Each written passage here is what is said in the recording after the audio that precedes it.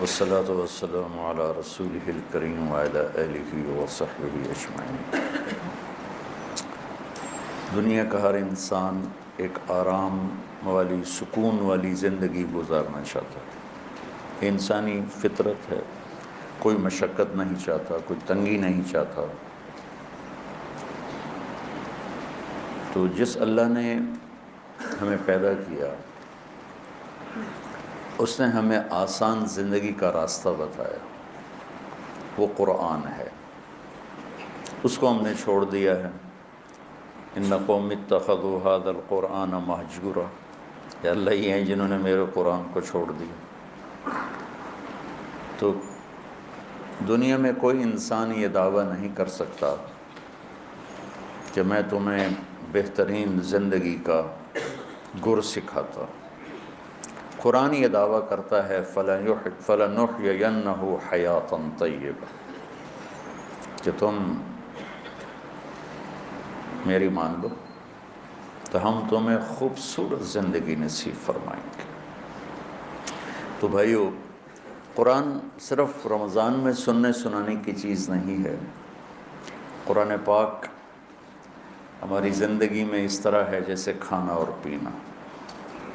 روٹی اور پانی کے بغیر آدمی چند دنوں کے بعد موت کے گھاٹ اتر جاتا ہے، مر جاتا ہے۔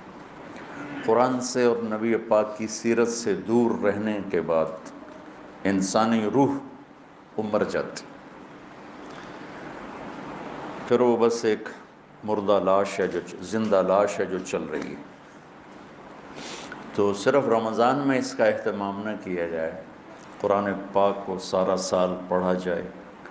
علماء نے اس کے ترجمے کر دیے ہیں، جس عالم کا ترجمہ آپ کو اچھا لگے آپ اس کا مطالعہ کریں۔ موجودہ اس وقت میں جو سب سے بہترین ترجمہ کیا ہے مفتی تقی صاحب دامت برکاتہم نے، آسان ترجمہ قرآن، وہ سب چونکہ باہر سے بھی لوگ آئے ہوئے ہیں تو آپ پڑھا کریں، آپ کو بہت فائدہ ہوگا۔ سورہ بقرہ میں ایک چیز آج آپ کے شیخ صاحب نے یاد دلائی تھی، تو وہ مجھے خیال آیا کہ واقعی اس کو بیان کرنا چاہیے۔ وہ ہے آیت الکرسی، کہ اس میں اللہ کا تعارف ہے ایسے خوبصورت انداز میں۔ سارے جو دین ہے اس کی بنیاد ہے توحید، رسالت اور آخرت۔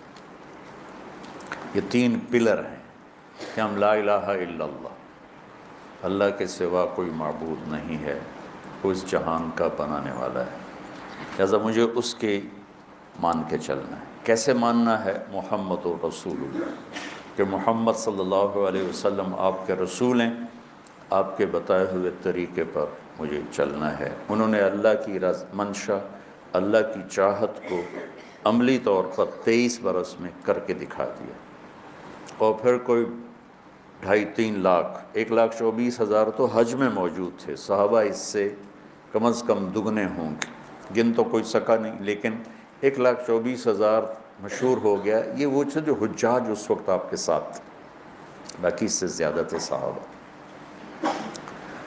تو ایک جماعت اللہ تعالیٰ نے ایسی دی میرے نبی کو، جنہوں نے اپنے نبی کی زندگی کو اپنے اندر اتارا اور پوری دنیا کے سامنے ایسا نمونہ پیش کیا۔ وہ معصوم نہیں تھے، معصوم انبیاء ہوتے ہیں، وہ محفوظ بھی۔ ہم نے ایک اصطلاح نکال لی کہ صحابہ معصوم نہیں تھے، محفوظ تھے۔ معصوم محفوظ میں تو کوئی فرق نہیں ہے۔ وہ ان کی سب سے بڑی فضیلت ہے، وہ مغفور تھے، اللہ نے ان کو معاف کر دیا۔ یہ ہے ان کی سب سے بڑی فضیلت۔ سب سے بڑی فضیلتوں میں سے ایک فضیلت کہ اللہ نے کہا کلن وعد اللہ الحسنی، میرا محبوب ہمارا وعدہ ہے سب کو جنت دوں گا، لہٰذا فلاں نے یہ کیا فلاں نے وہ کیا، اب اس پر بحث کرنا یہ ان کی شان کے مناسب نہیں ہے، خلاف ہے۔ جس اللہ نے فیصلہ کرنا ہے وہ قرآن میں پہلے فیصلہ کر کے سنا چکا ہے کہ ہم نے انہیں معاف کر دیا۔ تو وہ اگر ہم ان کو محفوظ سمجھیں، بھائی تم اس طریقے پر کیوں نہیں چلتے ہو میرے نبی کا وہ تو جی نبی تھے، ہم کہاں نبی کے طریقے پر چل سکتے ہیں۔ اچھا بھئی ان کے ساتھی ہیں، وہ تو جی محفوظ تھے، ہم کہاں اس کے طریقے پر چل سکتے ہیں؟ تو شیطان راستے بنا دے گا۔ وہ نہ معصوم تھے نہ محفوظ تھے، وہ ہماری طرح عام انسان تھے، لیکن ان کو نبی کی صحبت نے رنگ دیا۔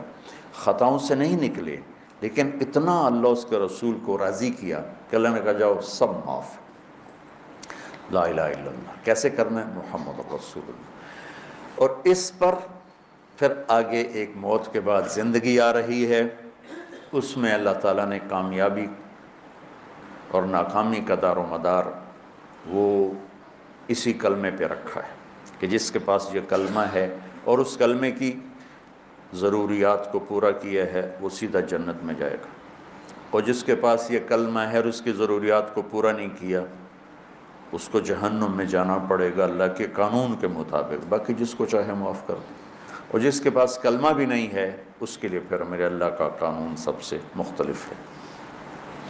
تو اللہ کا تعارف سارا قرآن، پہلے قرآن کی ابتدائی الحمدللہ رب العالمین سے ہے۔ اس آیت کو اعظم آیت کہا جاتا ہے، قرآن کی سب سے عظیم آیت۔ ایک جگہ مجھے پڑھا ہوا یاد آیا کہ ساری آسمانی کتابوں کا سردار سید الکتب القرآن، قرآن ساری آسمانی کتابوں کا بادشاہ ہے، سردار ہے۔ وسید القرآن البقرہ، اور قرآن کی سردار سورہ بقرہ ہے۔ وسید البقرۃ آیت الکرسی، اور سورہ بقرہ کی سردار وہ آیت الکرسی ہے۔ اس کو اعظم آیا، سب سے عظیم، سب سے بڑی نہیں، سب سے بڑی آیت ہے اذا تداینتم بدین، بڑی سورہ لمبی۔ اطول آیت وہ ہے یا ایھا الذین آمنوا اذا تداینتم بدین الی اجل مسمی فاکتبوہ۔ یہ ہے اعظم آیا، سب سے عظیم آیت۔ تھوڑا سا اس پہ ہم بات کریں گے، لیکن کچھ باتیں اور اسی کے ساتھ یاد آ گئیں۔ اخوف آیا، قرآن میں سب سے زیادہ ڈرانے والی آیت، سب سے زیادہ ہلا دینے والی آیت ہے فَمَن يَعْمَلْ مِثْقَالَ ذَرَّةٍ خَيْرًا يَرَهُ وَمَن يَعْمَلْ مِثْقَالَ ذَرَّةٍ شَرًّا يَرَهُ۔ یہ قرآن کی سب سے دھمکی دینے والی آیت ہے، ڈرانے والی آیت ہے کہ ایک رائی کے برابر اچھائی کرو گے تو تول کے دکھا دوں گا، اور برائی کرو گے تو تول کے دکھا دوں گا، اور اس پر جزا ہے، اس پر سزا ہے۔ وَإِن كَانَ مِثْقَالَ حَبَّةٍ مِّنْ خَرْدَلٍ أَتَيْنَا بِهَا وَكَفَى بِنَا حَاسِبِينَ، کہ ایک رائی کے برابر بھی کوئی چیز ہے جو نظر بھی نہیں آتی ہے، میں اس کو بھی تول کر تمہارے سامنے کر دوں گا۔ اور قرآن کی سب سے شدید آیت، اشد آیت علی اہل النار، قرآن کی سب سے شدید آیت اہل جہنم کے لیے فذوقوا فلن نزیدکم الا عذابا۔ اور قرآن کی سب سے امید دلانے والی آیت یا عبادی الذین اسرفوا علی انفسہم لا تقنطوا من رحمت اللہ ان اللہ یغفر الذنوب جميعا انہ هو الغفور الرحیم، کہ اے میرے بندو جنہوں نے اپنے اوپر ظلم کیا ہے، ڈرو نہیں، مایوس نہ ہو، توبہ کرو، میں سارے ہی معاف کر دوں، سب معاف کر دوں۔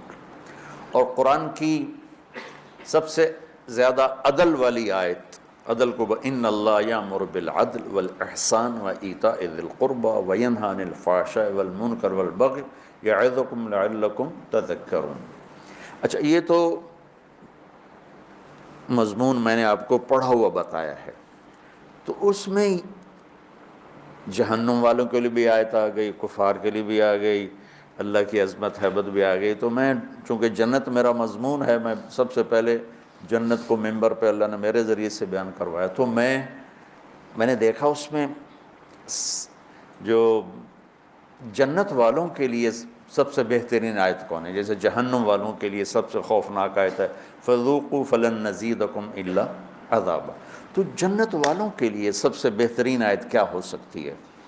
تو یہ میرا تتبع یا میری تلاش کے بعد ہے، ضروری نہیں یہ صحیح ہو، اس سے بھی کوئی عالی شان آیت ہو سکتی ہے جنت والوں کے لیے، لیکن جو میں نے ڈھونڈوں اس نظر سے جب میں نے قرآن کو دیکھنا شروع کیا تو مجھے سورہ قاف کی آیت لگی کہ یہ سب سے زیادہ جنت والوں کے لیے خوشخبری ہے، لَهُم مَّا يَشَاءُونَ فِيهَا وَلَدَيْنَا مَزِيدٌ۔ مجھے لگا کہ فَلَن نَّزِيدَكُمْ وَلَدَيْنَا مزید، میں نے اس کو جوڑا تو میں نے اپنے طرف سے یہ ایک استنباط کیا کہ یہ آیت میرے خیال میں اللہ تعالیٰ نے جنت والوں کی خوشخبری کے لیے سب سے اعلیٰ درجے کی بنائی ہے، لَهُم مَّا يَشَاءُونَ فِيهَا۔ تو ما یشاءون کی حد کوئی نہیں ہے۔ ایک روایت یاد آ گئی کہ جنت میں ایک بادل اٹھے گا، بادل، تو وہ ان پر آتی مشک و عنبر کی بارش کرے گا، تو اس کے بعد اس بادل میں سے آواز آئے گی کہ جنت والو کیا چاہتے ہو، تم پر اس کی بارش کروں، کیا چاہتے ہو تم پر اس کی بارش کروں، لَهُم مَّا يَشَاءُونَ فِيهَا۔ یہ بڑے زمانے کے بعد مجھے بات یاد آئی، اس میں ہے حادی الارواح الی بلاد الافراح میں یہ بات موجود ہے، جو میں نے آج سے کوئی 36 سال پہلے پڑھی تھی میں نے یہ۔ تو احمد بن ابی الحواری یہ تابعین میں سے ہیں یا تبع تابعین میں سے ہیں، وہ کہنے لگے اگر اللہ نے مجھے وہ موقع دے دیا نا اور بادل نے کہا کہ بولو کیا بارش کروں، تو میں کہوں گا میرے اوپر تو حوروں کی بارش کر دیں، امطری علی جواری مزینات، میرے اوپر فل میک اپ والی حوروں کی بارش کر دیں، لَهُم مَّا يَشَاءُونَ فِيهَا، جو چاہیں گے وہ ملے گا۔ پھر اللہ کہتا ہے وَلَدَيْنَا مَزِيدٌ، پھر وہ ملے گا جس کا تمہیں خواب و خیال بھی نہیں ہے، مزید، انتہائی کوئی۔ تو یہ ہے اعظم آیا، اس میں اللہ کا تعارف ہے، اور اللہ کا نام نامی اس میں کتنا گھوم ہے ہم گنیں گے۔ اللہ، اچھا ایک بات اور یاد، اللہ کا نام قرآن میں کیا ہے؟ بولو سارے بولو، دوبارہ بولو، پھر بولو، کہیں خدا بھی آیا ہے؟ کہیں خدا آیا؟ یہ کیا تم نے لگایا ہوا ہے؟ پٹھان خدا کو خدائے بنا جاتا ہے، خدائے پاکا، خدائے پاکا، وہ اور آگے لے جاتے ہیں۔ وہ جو ہمارے گجراتی میں نے یہ خدا کو خدا بناتے ہیں، خدا کی قسم، خدا۔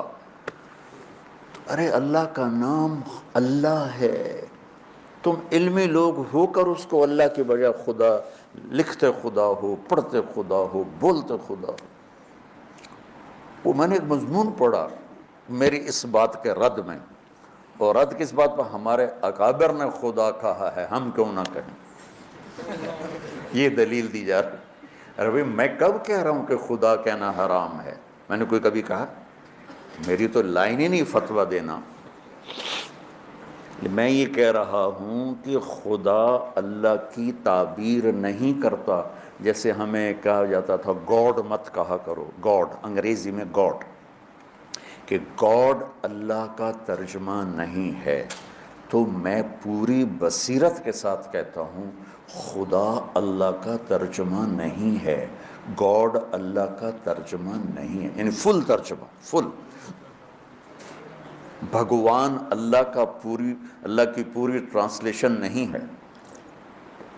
ایشور، دیوتا، اوتار، بھگوان، خدا، گاڈ، اور جتنے دنیا میں مختلف زبانوں میں نام ہیں، کوئی نام اللہ تعالیٰ پر پورا فٹ نہیں آتا سوائے اس کے جو اللہ نے خود بتایا، اللہ، میں اللہ ہوں۔ تو خدا نہ کہا کرو، منع نہیں ہے، دیکھو بار بار سنو، بار بار سنو،